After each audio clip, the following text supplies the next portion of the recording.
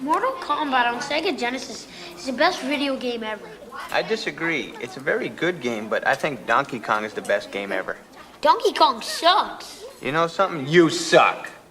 Hello Internet, it's me Josh, the Aging Gamer. So, Mortal Kombat for the Sega Genesis, one of the best games ever?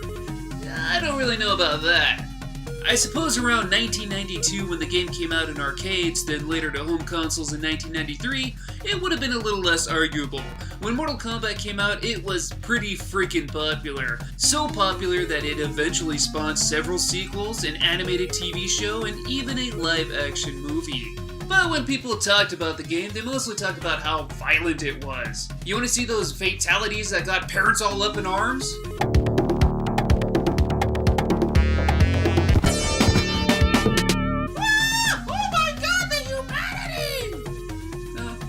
Maybe it's pretty tame these days, but it's kind of like that scene in Frankenstein where the monster throws the little girl in the water.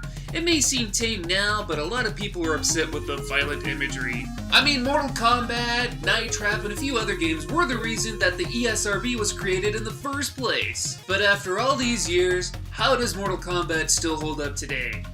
Let's find out. Ladies and gentlemen, this is the game that started it all. This is Mortal Kombat for the Sega Genesis.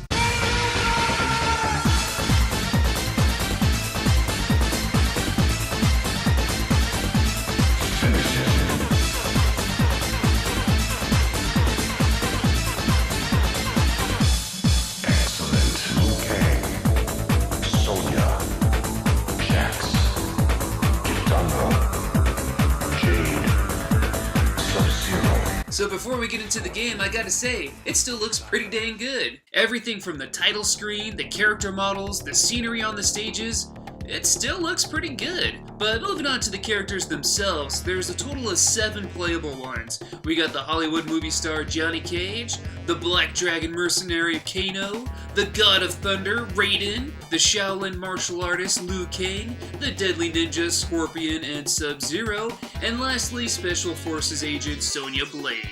There's also 2 non-playable bosses in this game. There's Goro, who is apparently a half-man, half-dragon beast, and the final boss, Shang Tsung, a shape-shifting sorcerer. That's quite the unique cast of characters. Now, when you first turn on this game, the very first thing you should do is use the damn blood code.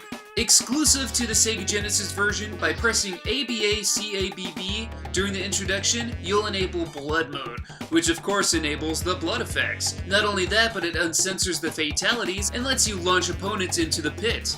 There's another code by pressing down, up, left, A, right, down at the main screen that gives you a cheat menu.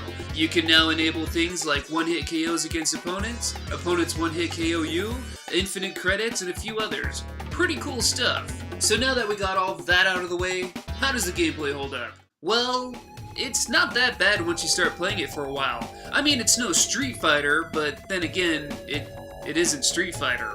As every character, you can punch, kick, block, jump kick, leg sweep, and uppercut. For the most part, all the characters fight the same. The real difference will be their special moves, such as Scorpion's hand spear, Raiden's flying attack, Sonya's leg throw, and Sub-Zero's very cheap but very useful freeze ball. The fighting mechanics feel a bit stiff, but they get the job done. However, the AI will give you a hard time, especially in the later levels. Expect a lot of cheap shots that will surely piss you off. Oddly enough, as tough as this game can get, I think this is actually the easiest Mortal Kombat game I've played. So this game supports the 6-button controller as well as the standard 3-button one. I think if you want to pull off fatalities, the regular controller is the way to go. In fact, prior to playing this again, I've never even pulled off a fatality in Mortal Kombat before. I think it was always that rush of, oh my god, I only have 3 seconds to perform a button combo, that would always mess me up. But feeling more relaxed and trying it here, I didn't realize how easy fatalities are in this game. I mean, once you memorize what combo you have to pull off with whichever character, it'll be a cinch to do. With that said, the fatalities here are pretty cool, but nowhere near the level of gruesome and morbid they get in later games. Still though, a very nice feature.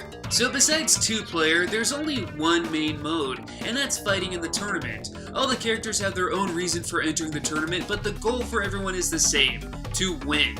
Fight your way through every fighter, including a mirror match against yourself, 3 handicap matches, and the last 2 final bosses. There's also a few test your might challenges in there too. Once you defeat Shang Tsung, you'll get a story on your fighter. You'll also see the credits showing off all the character models, and that's about it. I guess play the mode again if you want. I guess having only one main mode is kind of lackluster, but this was 1992. It was a different time. And all in all, what more would you expect from an old fighting game? And to be fair, there are a few reasons to replay the main mode. If you want to see everyone's story and fatalities, that's how you're going to do it. But most importantly, if you want to find and fight the Green Ninja, later known as Reptile, you're going to have to play this a lot. Developer Midway threw in this I guess, third unplayable boss in one of the coolest fashions. Back when there were no internet sites and we had to rely on video game magazines and friends to tell us hints and tips in games, there were always these long tales of nearly impossible feats to get these things that never existed in the first place. To get to Reptile seemed like one of those long tales, but it turned out to be quite true. To fight him when fighting in the tournament and playing on the pit level, if you saw the switch flying by, which was pretty rare, you must get a double flawless victory, meaning not to get hit in both rounds. Then you must hit your fatality. If you did all this correctly, you'll get some text and then the fight will start. Pretty damn awesome. Hard to get without cheating, but one awesome secret. So Mortal Kombat for the Sega Genesis. All in all, 25 years later, surprisingly, not too bad. Honestly, I was expecting to just rip into this game about how awful it's aged, but I was pleasantly surprised with how it holds up.